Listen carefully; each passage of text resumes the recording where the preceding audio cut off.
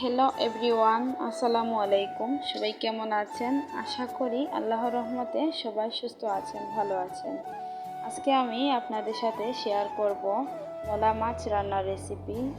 তো আজকে সকালবেলা আপনাদের ভাইয়া বাসা থেকে বের হয়ে দেখে যে ছোটো মাছ নিয়ে যাচ্ছে। তো এখানে কিন্তু 3 ধরনের মাছ ছিল, মলা মাছ, পুঁটি মাছ বড় বড়, আর ছিল কাকিয়া মাছ। তো সবগুলো মাছ আমি আপনাদের সাথে ভিডিওটা শেয়ার করতে পারিনি, ভিডিওটা করে রেখেছিলাম কিন্তু ডিলিট হয়ে গিয়েছে।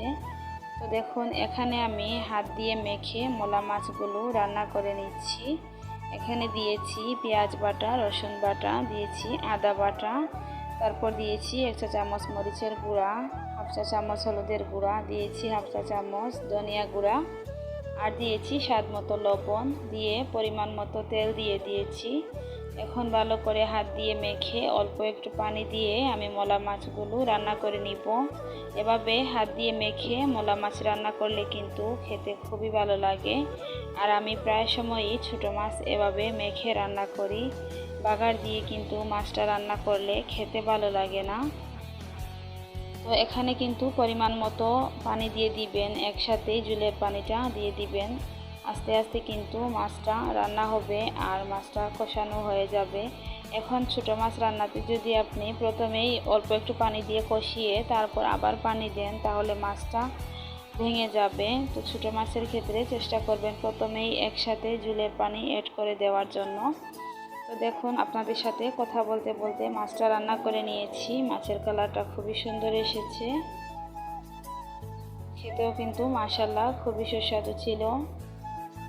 ভিডিওর এই পর্যন্ত এসে যারা একটি লাইক দিতে ভুলে গিয়েছেন, অনুরোধ রইল একটি লাইক দিয়ে সম্পূর্ণ ভিডিওটি কন্টিনিউ করবেন। আর এভাবে যদি টাটকা মাছ রান্না করে নেওয়া যায় তাহলে খেতে কিন্তু খুবই ভালো লাগে। আর এদিকে আমি পুঁটি মাছ কয়েকটা বেজে নিয়েছি, গরম ভাতের সাথে খেতে ভালো লাগবে। আর এই দেখুন, আপনাদের সাথে আরেকটা ভিডিও ক্লিপ শেয়ার করছি।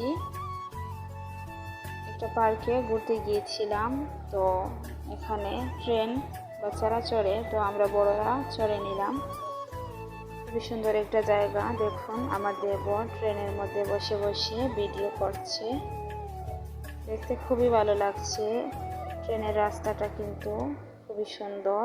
আর এদিকে রাস্তার নিচে ছোট্ট একটা নদী আছে, আর ওখানে কিন্তু বেশ কিছুটা পানি রয়েছে দেখুন, আর অনেকগুলো মাছ।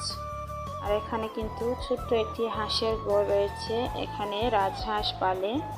তো এই জায়গাটা কিন্তু খুবই সুন্দর। এই ছিল আজকের ভিডিও। কেমন লেগেছে প্লিজ কমেন্ট করে জানাবেন। সবাই ভালো থাকবেন। আল্লাহ হাফিজ।